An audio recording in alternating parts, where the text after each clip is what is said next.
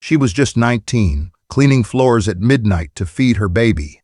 When the young CEO humiliated her in front of everyone, calling her worthless, she thought her world had ended. But one phone call the next morning would reveal a truth so shocking it would bring the powerful man to his knees. This is the story of Maya Rodriguez, a single mother whose quiet strength would expose the darkest secret of a billion-dollar empire and prove that sometimes the most powerless among us hold the greatest power of all. Maya Rodriguez wiped the sweat from her forehead with the back of her hand, careful not to touch her face with the chemical-soaked gloves she wore. The clock on the wall of Anderson Global Enterprises read 11:47 p.m. She had been scrubbing, mopping, and polishing for 6 hours straight, and her back ached with a pain that seemed to reach into her very bones. She was 19 years old, at an age when most young women were finishing their first year of college, planning spring break trips, or dreaming about their futures.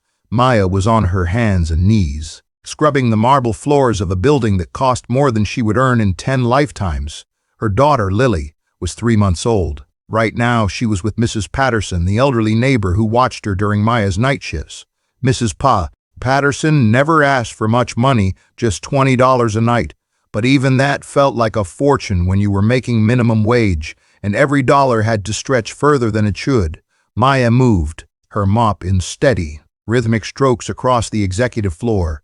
This was the 20th floor, where the company's top leadership worked. Everything here was expensive. The furniture, the art on the walls, even the trash cans looked like they cost more than her monthly rent. She had learned not to touch anything she didn't need to clean. She had learned to make herself invisible, to work quietly, to never make eye contact with the few executives who sometimes worked late. She had learned that in this world of wealth and power, she was meant to be seen but not noticed, present but not acknowledged. The job wasn't glamorous, but it was honest work. It paid for Lily's formula, for diapers, for the tiny apartment in the rough neighborhood where they lived. It paid for the bus fare that took her across town each night. It paid for the second-hand clothes she bought at the thrift store, carefully washing and mending each piece to make it last. Maya had been working as a custodian at Anderson Global for 3 months now. She had applied for the position when Lily was just 2 weeks old, her body still recovering from childbirth, her heart still raw from the abandonment by Lily's father. Marcus had promised her everything. He had promised they would be a family, that he would stand by her, that they would figure it out together. But when she told him she was pregnant, his promises evaporated like morning mist. Within a week, he had blocked her number, moved out of his apartment, and disappeared from her life completely. Maya's own mother had died when she was 16, and her father had remarried quickly, starting a new family that didn't seem to have room for a pregnant teenage daughter. When Maya had come to him for help, he had given her $200 and told her she had made her choice and now had to live with it. So she did. She dropped out of high school 3 months before graduation. She found a room in a boarding house that didn't ask questions. She applied for government assistance, signed up for WIC, and swallowed her pride every single day to survive.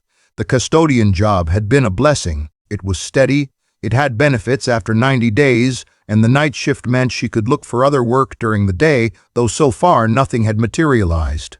Every employer wanted a high school diploma, experience, or both things Maya didn't have. But she kept trying. She was finishing the hallway outside the conference room when she heard voices. Her heart sank. Usually by this time, the building was empty except for security guards and the cleaning crew. Voices meant people, and people meant she had to work around them. Be extra careful, extra quiet, extra invisible. The voices grew louder. 2 men emerged from the elevator bay, deep in conversation. Maya recognized one of them immediately. Everyone who worked in the building knew Cameron Anderson. He was 28 years old and the CEO of Anderson Global Enterprises, a position he had inherited when his father died suddenly 2 years ago. The company was worth billions, dealing in tech investments, real estate, and venture capital. Cameron Anderson's face was regularly featured in business magazines, always with headlines about his youth, his wealth, his brilliance. Maya had seen him before, always from a distance. He was tall, well-dressed, and carried himself with the kind of confidence that came from never having to worry about money, never having to choose between groceries and electricity, never having to count pennies at the bus stop. She quickly moved her supplies to the side of the hallway, pressing herself against the wall to give them space to pass. She kept her eyes down, focused on the bucket at her feet. "The projections are solid," Cameron was saying to his companion, an older man in an expensive suit. "We move forward with the acquisition next quarter." They walked past her as if she were part of the furniture. Maya waited until they had moved down the hall before she picked up her mop and continued working. But then Cameron stopped. He turned around and looked directly at her. "Excuse me," he called out. Maya's stomach tightened. She set down her mop and turned toward him, keeping her expression neutral, professional. "Yes, sir?" she said quietly. Cameron walked back toward her, his polished shoes clicking on the marble floor she had just cleaned. His eyes swept over her worn uniform, her tired face, the bucket of dirty water. "You're the new night custodian?" he asked. "Yes, sir." "Maya Rodriguez." He nodded slowly, then pointed to a spot on the floor about 10 feet away. "You missed a spot there. I can see streaks." Maya followed his finger. The floor looked perfectly clean to her eyes, but she nodded. "I'll take care of it right away, sir." "See that you do," Cameron said. "See that you do," Cameron said. "Attention to detail matters, even in cleaning." "Yes, sir." He started to walk away, then paused again. "How old are you?" The question surprised her. 19, sir." Something flickered across his face. Was it judgment? Pity? Contempt? Maya couldn't tell. "Shouldn't you be in school?" he asked. The words hit harder than he probably intended. Maya felt her cheeks grow warm, but she kept her voice steady. "I'm working, sir, taking care of my responsibilities." Cameron studied her for a moment longer, then shook his head slightly. "Work on that spot," he said, and walked away. The incident happened on a Thursday night, exactly 3 weeks after that first encounter. Maya had just finished her break 15 minutes in the basement break room where she had eaten a peanut butter sandwich and checked on Lily through a video call with Mrs. Patterson. Her baby girl had been sleeping peacefully, her tiny chest rising and falling with each breath. Those 15 minutes were Maya's favorite part of each shift. For just a little while, she could be a mother instead of a custodian, could smile at her daughter's face on the phone screen, could whisper, "Mommy loves you," and believe that somehow everything would be okay. But breaks ended and work resumed.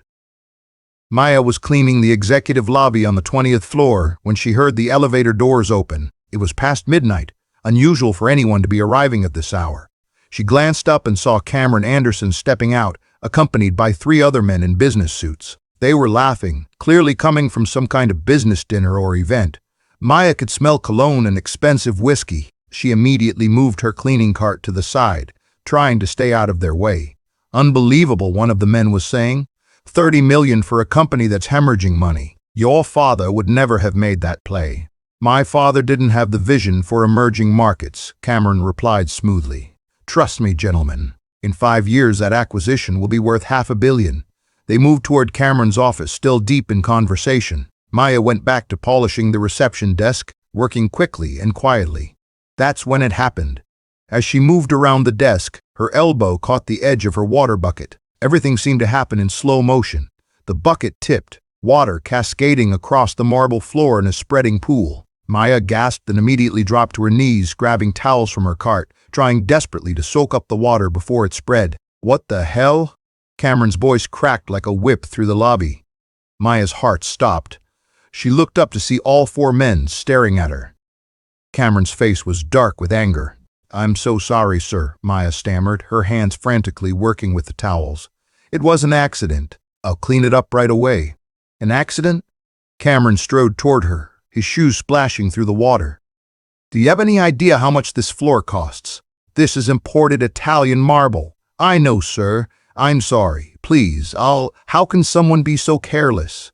Cameron's voice rose, filling the lobby. "This is exactly the problem with hiring people who don't take pride in their work. No attention to detail, no sense of responsibility." Maya felt tears burning in her eyes, but she blinked them back furiously. She would not cry. Not in front of these men. Not in front of him. "Sir, I take my work very seriously," she said quietly, still on her knees, still soaking up water. "This was an accident. I will make sure everything is cleaned and polished. There won't be any damage." One of the other men chuckled. probably texting on her phone instead of watching what she was doing. That's what these kids do nowadays. I wasn't on my phone, Maya said, her voice stronger now despite the tears threatening to fall. I was working. My elbow hit the bucket. It was an accident. Cameron looked down at her with an expression that made Maya feel smaller than she had ever felt in her life. Let me tell you something, he said coldly. In this building we maintain standards. Excellence isn't optional, it's required. Maybe that's a foreign concept to someone like you, but this is how successful organizations operate. We don't tolerate sloppiness. We don't tolerate carelessness. Someone like me, Maya repeated, the words barely a whisper. Someone who clearly doesn't understand the value of the things around them, Cameron continued. Someone who's probably never had anything worth more than $50. This floor? Each tile costs more than you make in a month, and you're splashing dirty mop water on it like it's a gas station bathroom. The other men laughed. One of them slapped Cameron on the back. Tell her, Cam. Maya felt something break inside her chest. She had endured so much abandonment, poverty, exhaustion, loneliness.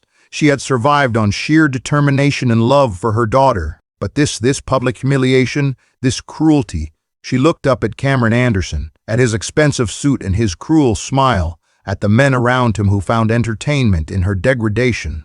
You're right, she said quietly. I've never had much. I'm 19 years old with a 3-month-old baby. I'm alone. I work this job and 2 others just to keep a roof over our heads. I can't afford to lose this position, so I won't argue with you. She paused, swallowing hard against the lump in her throat. But I'm not worthless. And I do understand the value of things. I understand the value of hard work. I understand the value of keeping your word. I understand the value of treating people with basic human dignity, even when they have less than you. So maybe I don't know the price of Italian marble, but I know some things about value that you might never learn. The lobby fell silent. Cameron's face flushed red. For a moment, Maya thought he might fire her on the spot. Part of her almost wished he would, just to end this terrible moment. Instead, he leaned down slightly, his voice low and venomous. Clean up this mess, he said, and stay out of my sight for the rest of the night. If I see one more mistake from you, you're done. Understood? Yes, sir, Maya whispered. Cameron straightened up and walked away, his companions following.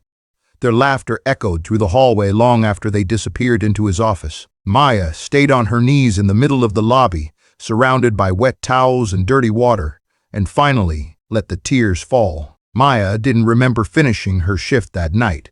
Her body moved on autopilot, mopping floors, emptying trash cans, wiping down surfaces, while her mind replayed Cameron's words over and over again. Someone like you probably never had anything worth more than $50.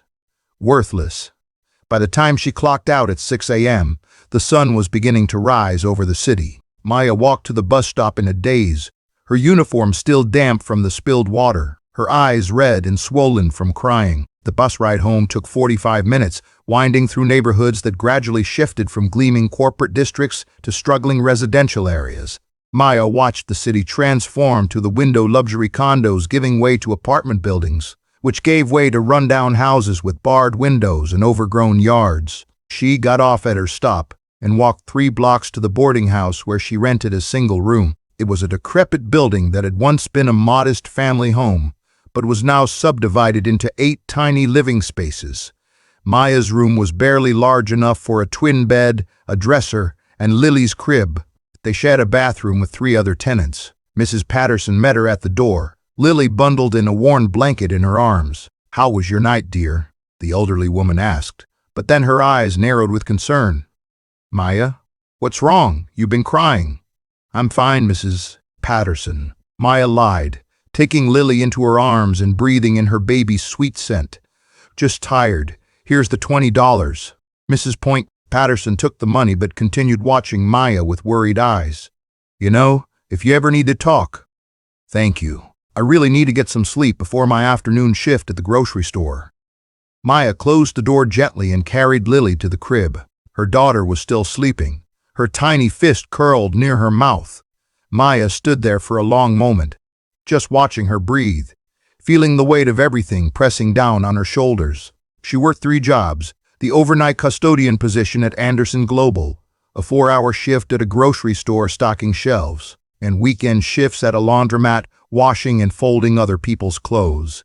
Between all 3 jobs, she managed about 30 hours of sleep per week, grabbed in 2 or 3-hour increments. It wasn't enough. She knew it wasn't sustainable. But what choice did she have? Maya changed out of her damp uniform and lay down on the bed, too exhausted even to shower. She closed her eyes, but sleep wouldn't come. Instead, Cameron Anderson's face filled her mind, his contempt, his cruelty, his absolute certainty that she was beneath him. Her phone buzzed, a text message from an unknown number. She almost deleted it, assuming it was spam, but something made her open it. The message was simple. I saw what happened tonight. I'm sorry. You didn't deserve that. A friend. Maya stared at the message, her heart pounding. Someone had witnessed her humiliation. Someone had been there, watching, and had seen how Cameron treated her. She typed back, "Who is this?" The response came quickly. "Someone who works in the building. I can't say more right now. Just know that you're not alone, and what he did was wrong. Keep your head up." Then nothing. Maya waited, but no more messages came. She set the phone down, feeling strangely comforted by those few words. She wasn't alone. Someone had seen. Someone cared. It was enough to finally let her fall into a restless sleep. The next 2 weeks were the hardest of Maya's life. She returned to work at Anderson Global each night, terrified of making another mistake, jumping at every sound, avoiding the 20th floor as much as possible. She had heard nothing more from Cameron Anderson, which she took as a blessing. Perhaps he had forgotten about her. Perhaps he had moved on to tormenting someone else. But the humiliation had left deep scars. Maya found herself flinching when supervisors walked past, over-explaining herself when anyone asked a question, apologizing constantly even when she had done nothing wrong. The confidence she had worked so hard to build, the belief that she was doing her best, that she was a good mother, that she was worthy of respect, had been shaken to its foundation. Her phone bill came due. She was $17 short. Then Lily got sick, just a cold, but it required medicine from the pharmacy. Maya chose between feeding herself and buying the medicine. The medicine won. She lost 4 pounds in 10 days. One night, as she was cleaning the bathrooms on the 15th floor, Maya caught sight of herself in the mirror. She barely recognized the face looking back at her. Sunken cheeks, dark circles under her eyes that looked like bruises, chapped lips, hair pulled back in a messy ponytail, showing patches where stress had caused it to thin. She was 19 years old, and she looked 40. Maya pressed her forehead against the cool glass of the mirror and whispered a prayer, something she hadn't done since her mother died. "Please," she whispered, "I'm trying so hard. I'm doing everything I can. Please, just help me. Help my baby. Show me that there's a way through this." The bathroom was silent except for the hum of fluorescent lights. Maya pushed away from the mirror, wiped her eyes, and went back to work. The discovery happened by pure accident. It was a Tuesday night, 3 weeks after the humiliation incident. Maya was cleaning Cameron Anderson's private office, something she only did once a week, and always with her supervisor's permission and presence. But tonight, her supervisor had been called away for an emergency on another floor. "I'll be back in 10 minutes, he had said. "Just dust the surfaces and empty the trash. Don't touch anything on the desk." Maya had nodded and entered the office alone. It was massive, larger than her entire room at the boarding house. Floor-to-ceiling windows overlooked the city. Expensive art hung on the walls. The desk was made of dark wood that gleamed under recessed lighting. Everything spoke of wealth, power, and success. Maya worked quickly and carefully, dusting the bookshelves, emptying the small trash can, avoiding even looking at the papers on the desk. That's when she noticed the folder. It had fallen behind the trash can, wedged between the can and the wall. If Maya hadn't knelt down to make sure she had emptied everything, she never would have seen it. She hesitated. Her supervisor's words echoed in her mind. "Don't touch anything on the desk." But the folder wasn't on the desk. It was on the floor. It had obviously been dropped or knocked over accidentally. Maya reached down and picked it up, intending to simply place it on the desk and continue working. The folder fell open in her hands, and Maya's entire world shifted. The first page was a medical document, Maya's eyes scanned the words almost against her will. Patient, Robert Anderson. Diagnosis, stage IV pancreatic cancer. Prognosis, terminal. Estimated time remaining, 4 to 6 months. Robert Anderson, Cameron's father. Maya's breath caught. The date on the document was from 3 years ago, about 6 months before Robert Anderson's death, which had been reported in all the business papers as a sudden heart attack. It hadn't been a heart attack. It had been cancer. Terminal cancer. Why would that be hidden? Maya knew she should close the folder, put it on the desk, and leave immediately. This was private information, none of her business, potentially illegal for her to even be reading. But her hands moved to the next page. It was an email, printed out, dated 4 months before Robert Anderson's death. Cameron, it read, I know you don't want to hear this, but we need to talk about succession planning. The doctors have made it clear that I don't have much time left. I'm calling a meeting with the board next week to discuss transitioning leadership. I've given this considerable thought, and while I know you expected to take over the company, I don't believe you're ready. Your business instincts are sharp, but your judgment with people is poor. Your arrogance will be your downfall. I'm recommending that we bring in an experienced CEO from outside the family, with you serving as COO for 3 to 5 years to learn and develop. This isn't a rejection, it's preparation.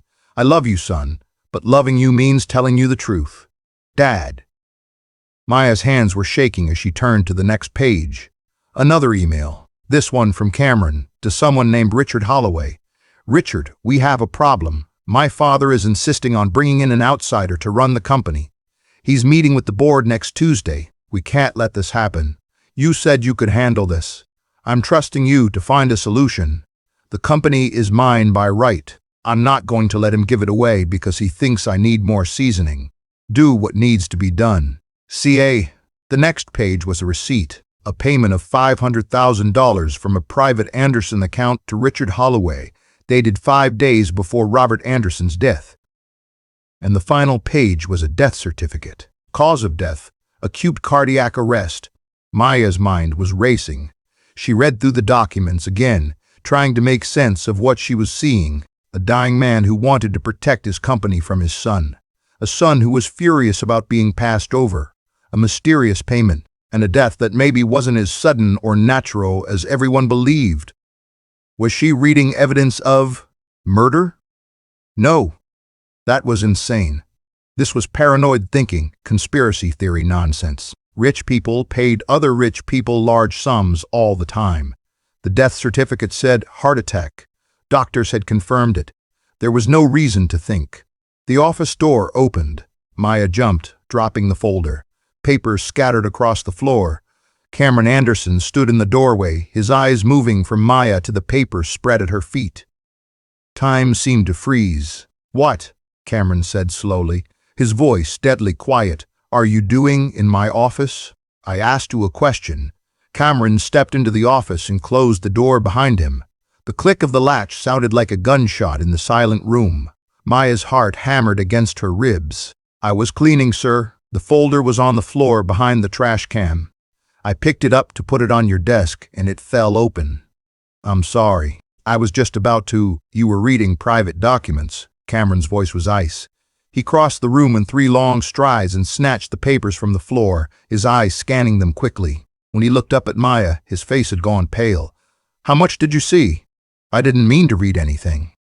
I swear, I was just. How much did you see? Cameron's shout made Maya flinch back against the wall. She had never been more frightened in her life. They were alone in this office, 20 floors up, late at night. No one knew she was here. Her supervisor had been called away. Cameron could do anything. Fire her, hurt her, silence her, and who would stop him? But underneath the fear, something else was rising in Maya's chest. Something that felt like righteous anger. I saw enough, she said quietly. Cameron stared at her, and for a moment, Maya saw something flicker across his face. Was it fear? Panic? You have no idea what you're looking at, he said, his voice lower now but still threatening. You're a 19-year-old high school dropout with a baby and no future. You understand nothing about business, about family legacy, about the decisions people have to make at this level. I understand right and wrong, Maya said, Her voice was shaking, but she forced herself to meet his eyes. Your father was dying. He wanted someone else to run the company, and then suddenly he's dead and you're in charge, and there's a payment of $500,000 to someone right before he died. That payment was a consulting fee, Cameron snapped. Richard Holloway is a business advisor. This is all completely legitimate. Then why are you so scared that I saw it? The question hung in the air between them. Cameron's jaw clenched. It took a step closer to Maya, and she pressed herself harder against the wall, her hands trembling. Listen to me very carefully, Cameron said, his voice soft and dangerous. You're going to forget everything you saw tonight. You're going to go back to cleaning toilets and mopping floors and being invisible, like you're supposed to be. And if you say one word about this to anyone at all, I will destroy you. Do you understand? I'm already destroyed, Maya whispered. What more can you possibly do to me? I can take away your job. I can make sure you never work in this city again. I can call Child Protective Services and tell them about your living conditions, about how you leave your baby with strangers while you work 3 jobs, about how you can barely feed yourself. I can take your daughter away from you. The words hit Maya like physical blows. Her knees went weak. You wouldn't, she breathed. Try me. Cameron's smile was cruel. You have no power here. You have no leverage. You're nothing. And if you try to make trouble for me with your little conspiracy theories, I will bury you so deep you'll never see daylight again. Who do you think people will believe? A successful CEO from one of the most respected families in this city, or a teenage single mother with no education and no credibility? Tears spilled down Maya's cheeks, but she didn't look away from his face. God sees everything, she said quietly, even if people don't believe me. Even if you have all the power in the world, God knows the truth. And one day, you'll have to answer for it. Cameron laughed a cold, hollow sound. God? You think God cares about any of this? If there is a God, Maya, he clearly cares about me a lot more than he cares about you. Look at where I am. Look at where you are. Who does God favor in that equation? He turned away from her, gathering up the papers and shoving them into the folder. Get out of my office, he said without looking at her. Get out, finish your shift, and remember what I told you, not a word. To anyone. Ever. Maya's legs felt like jelly, but she forced herself to move. She picked up her cleaning supplies with shaking hands and walked toward the door. Just before she stepped out, she heard Cameron speak one more time. Oh, and Maya, you're fired. Tonight's your last shift. Pick up your final paycheck from HR on Friday. The door closed behind her. Maya stood in the hallway, her cleaning cart in front of her, her whole body trembling. She had just lost her primary source of income. She had just been threatened with losing her daughter. She had just discovered what might be evidence of murder, and there was absolutely nothing she could do about it. She leaned against the wall and slid down to the floor, her head in her hands, and sobbed. Maya didn't go home after her shift ended. She couldn't face Mrs. Patterson, couldn't face Lily, couldn't face the tiny room that was about to become impossible to afford. She had $200 in her bank account, no job, and a daughter who needed formula, diapers, and a mother who wasn't falling apart. Instead, she sat in an all-night diner on the edge of downtown, nursing a cup of coffee she could barely afford, staring at nothing. Her phone buzzed. The unknown number from before. I heard what happened. I need to meet with you. Tomorrow morning, 9 a.m., Betty's Cafe on Maple Street. Please come. It's important. This could change everything. Maya stared at the message for a long time. It could be a trap. It could be Cameron, trying to scare her further or gather evidence to use against her. It could be someone who wanted to exploit her vulnerability. But what did she have to lose? She typed back, I'll be there. Betty's Cafe was a small, warm place in a quiet neighborhood. The kind of spot where retired folks read newspapers and mothers met for coffee while their children were in school. Maya arrived 15 minutes early, too anxious to wait at home. She ordered a water and sat at a corner table, watching the door. At exactly 9 o'clock, a woman walked in. She was in her early 30s, black, impeccably dressed in a tailored suit that spoke of success and confidence. Her hair was styled professionally, and she carried herself with the ease of someone comfortable in any room she entered. She walked straight to Maya's table. "Maya Rodriguez?" she asked, her voice warm and kind.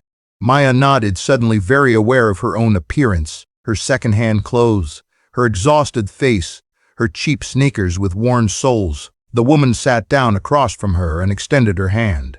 "My name is Veronica James. I'm an investigative journalist with the Metropolitan Tribune, and I've been investigating Cameron Anderson for the past 8 months. Maya's eyes widened. "You're a reporter?" "I am." Veronica pulled out her phone and showed Maya her credentials. Press pass, business card, several articles with her byline. "I've been building a case about corruption and potential criminal activity at Anderson Global Enterprises, but I've hit walls at every turn. Cameron has powerful friends, expensive lawyers, and a reputation that seems bulletproof." "Why are you telling me this?" Maya asked warily. Veronica's expression grew serious. "Because I work in the building 3 nights a week doing contract security consulting. I saw what Cameron did to you. Both times. The humiliation in the lobby and the confrontation in his office last night. You were there? You saw." "I saw everything." Veronica leaned forward. "I have the entire encounter recorded on the building's security system. I have access to the feeds as part of my security consultation work. Maya, I heard what he said to you, and I heard you mention documents about his father's death." Maya's hand started shaking. "I shouldn't have said anything. He threatened to take my baby away. He said, I know what he said, and he absolutely could try to follow through on those threats." Veronica reached across the table and gently took Maya's hand. "But he won't. Because I'm going to stop him. We are going to stop him. Together." "How?" Maya's voice broke. "I'm nobody. I have nothing. I lost my job. I can barely take care of my daughter. What can I possibly do against someone like Cameron Anderson?" Veronica squeezed her hand. "You can tell the truth. That's all. Just tell the truth about what you saw, what you experienced, what you witnessed. I'll do the rest. But I don't have the documents anymore. He took them all." A small smile crossed Veronica's face. "I know, but I know what they said. And more importantly, I know how to get them back. I've been building connections inside Anderson Global for months. I have people who are tired of Cameron's corruption, his cruelty, his arrogance. People who are ready to speak up if someone gives them the courage to do it." She pulled out a folder of her own and slid it across the table to Maya. "This is what I've gathered so far. Evidence of financial manipulation, harassment of employees, potential fraud, but the biggest piece, the death of Robert Anderson that's remained elusive. Until now, until you." Maya opened the folder with trembling hands. Inside were dozens of documents, emails, financial records, testimony from former employees. It was overwhelming. "I don't understand," Maya whispered. "Why me? Why do you need me?"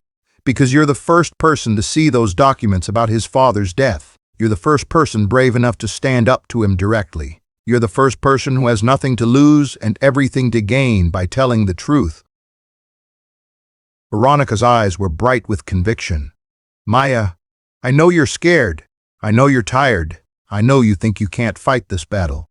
But you're stronger than you realize, and you're not alone."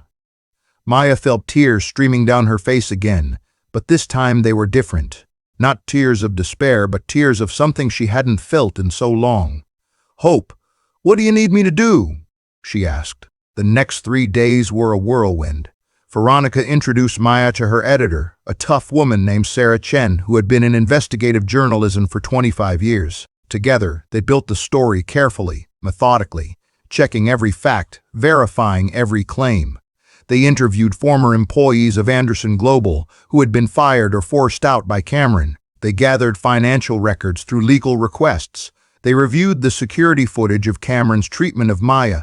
They consulted with medical examiners about Robert Anderson's death, and piece by piece a picture emerged. Robert Anderson had indeed been dying of cancer. He had indeed planned to bring in outside leadership, worried that his son wasn't ready for the responsibility. Cameron had been furious, seeing this as a betrayal and a theft of his birthright. Richard Holloway was a fixer, someone wealthy families hired to make problems disappear. The $500,000 payment had been made 5 days before Robert's death. And here was the crucial discovery. Robert Anderson's death, originally ruled a heart attack, had never been fully investigated. The Anderson family's personal physician had signed the death certificate without ordering an autopsy. That physician had received a consulting fee of $100,000 the following month. It wasn't definitive proof of murder, but it was enough to raise serious questions. On Thursday morning, the Metropolitan Tribune published their story. The headline read, "Empire of Deception. Questions surround death of billionaire Robert Anderson and rise of son to power." The article was devastating. It detailed Cameron's treatment of employees, including Maya's testimony about her humiliation and firing. It presented the financial irregularities. It raised questions about Robert Anderson's death, and it called for a formal investigation. The response was immediate and explosive. Within hours, the story had been picked up by national media. Cable news stations were running segments. Social media was on fire with outrage. The hashtag #InvestigateAnderson was trending. Cameron Anderson's lawyers immediately went on the offensive, threatening lawsuits, calling the story libelous, demanding retractions. But Veronica and Sarah had been too careful. Every fact was documented. Every claim was verified. The story was bulletproof.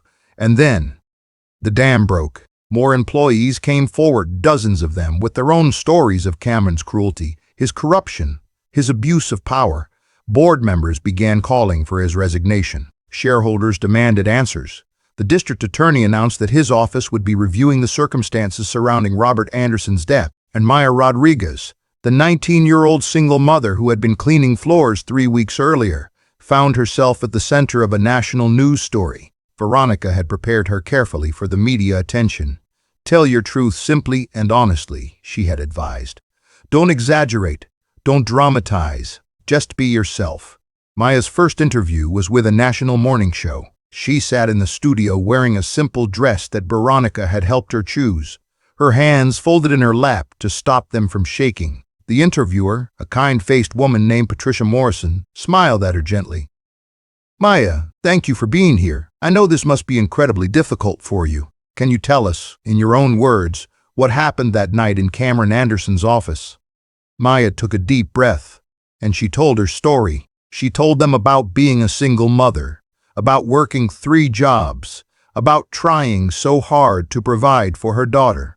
She told them about the spilled water bucket and Cameron's cruel words. She told them about finding the documents accidentally and what they revealed. She told them about his threats, about losing her job, about her fear. But she also told them about her faith. "I prayed that night," Maya said, her voice quiet but steady. "I asked God to help me, to show me a way through. And he did. He sent Veronica. He gave me the courage to speak up. He reminded me that the truth matters, even when you're powerless. Especially when you're powerless." "What do you want people to take away from your story?" Patricia asked. Maya thought for a moment. "That every person has dignity," she said finally. "No matter how poor they are, no matter how young they are, no matter how little power they have. Every person deserves to be treated with respect. And when people in power forget that, when they use their wealth to hurt others, to silence others, to treat people as if they're worthless, that's when ordinary people have to stand up and say, 'No, this isn't right. This has to stop.'" The interview aired that evening. Within 24 hours, it had been viewed 40 million times. 3 months later, Maya stood in front of a community center in the neighborhood where she had grown up, holding Lily in her arms. The building had been donated by an anonymous benefactor, though Maya suspected it had come from one of the Anderson Global board members trying to distance themselves from Cameron's scandal. It had been renovated and transformed into a resource center for single mothers, child care services, job training, counseling, education programs. They had asked Maya to cut the ribbon at the opening ceremony. "I'm not a public speaker," she had protested to Veronica. "You don't need to be," Veronica had replied. "You just need to be yourself." Now, standing before a crowd of people mothers with children, community leaders, reporters, Maya felt the same nervousness she had felt in that television studio months ago. But she also felt something else, strength. So much had changed since that terrible night in Cameron Anderson's office. The investigation into Robert Anderson's death was ongoing. Cameron had been removed as CEO by the board of directors. Multiple lawsuits had been filed against him, and while the legal process was slow and complicated, the truth was finally being pursued. Maya had been offered her job back at Anderson Global, along with a substantial settlement and a formal apology from the board. She had declined the settlement, but accepted the apology. Instead, she had gone back to school, earning her GED in 6 weeks. She had enrolled in community college with the help of scholarships and grants that had poured in after her story went public. She was studying business management, determined to one day help other young mothers navigate the systems that had nearly destroyed her. The grocery store where she had worked part-time had promoted her to shift manager, giving her better hours and better pay. Mrs. A. Patterson still watched Lily sometimes, but now Maya could afford to pay her fairly and had also found a quality daycare program. She had moved out of the boarding house and into a small but clean apartment with an actual bedroom for Lily, a kitchen with a real stove, and a bathroom she didn't have to share. Life was far from perfect. Money was still tight. School was challenging. Single motherhood was still exhausting. But she was no longer drowning. She was swimming, and some days she was even floating. Maya looked down at the prepared speech in her hand, then folded it up and put it in her pocket. "I didn't write anything fancy," she told the crowd. "I'm just going to speak from my heart." She shifted Lily to her other hip, and her daughter grabbed at the ribbon Maya was supposed to cut, making the crowd laugh. "6 months ago, I was invisible," Maya began. "I was just another poor girl with a baby, working jobs that most people never think about, trying to survive in a world that seemed designed to keep me down. When Cameron Anderson humiliated me, I thought that was just how life was going to be. I thought powerful people could do whatever they wanted, and people like me just had to take it." She paused, looking around at the faces in the crowd. "But I was wrong. I learned that speaking the truth, even when you're scared, even when you think no one will listen, even when you have everything to lose, that truth has power. Not always immediately, not always, obviously. But eventually, inevitably, the truth rises to the surface." I also learned that I was never as alone as I thought I was. There were people watching, people who cared, people like Veronica James, who were willing to risk their careers to help someone they didn't even know. There were communities ready to support me once they knew I needed support. There was God, even when I couldn't see His hand, working things out in ways I never could have imagined. Maya's voice grew stronger. "This center isn't just a building. It's a promise that single mothers in this community will never have to feel invisible again, that they'll have help when they need it, hope when they're struggling, and dignity always. Because every mother working 3 jobs to feed her child deserves respect. Every woman trying to build a better life deserves support. Every person, regardless of how much money they have or don't have, deserves to be seen, heard, and valued." She looked at Veronica, standing at the side of the crowd, tears streaming down her face. "Thank you," Maya said. "Thank you to everyone who believed in me, who fought for me, who reminded me that I mattered. I promise to spend the rest of my life doing the same for others." She cut the ribbon. The crowd erupted in applause, and Maya Rodriguez, 19 years old, single mother, survivor, warrior, smiled and held her daughter close, knowing that the hardest chapters of her story had been written, but that the best ones were still ahead. 2 years after that ribbon-cutting ceremony, Maya sat in a college classroom, finishing her final exam for her associate degree in business management. Lily, now 2.5, was in the daycare center on campus, probably painting or building with blocks. Maya had maintained a 4.0 GPA while working part-time and raising her daughter. She had been accepted to a 4-year university on a full scholarship.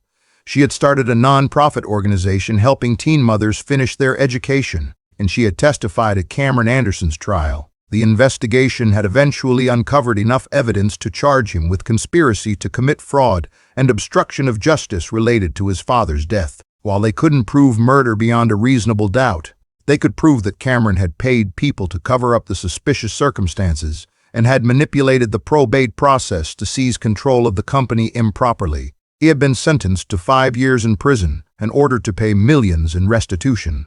The empire he had built through cruelty and corruption had crumbled, and Maya, the girl he had called worthless, had risen. If you're watching this story, perhaps you see yourself in Maya. Perhaps you're struggling right now, working hard just to survive, wondering if things will ever get better, feeling invisible or worthless. Let me tell you, you are not worthless. Your circumstances do not define your value. Your struggles do not diminish your dignity. Keep going, keep fighting, keep believing that better days are ahead. And if you see someone like Maya in your life, someone struggling, someone hurting, someone being treated unfairly, be their Veronica. Speak up, stand with them, use whatever power you have, however small it might seem, to make a difference. The world changes not through grand gestures from the powerful, but through small acts of courage from ordinary people who decide that enough is enough. Thank you for watching this story. If it touched your heart, please like this video, share it with someone who needs encouragement, and subscribe to this channel for more stories of faith, perseverance, and triumph over adversity. Remember, your story isn't over. The best chapters might still be ahead. God bless you.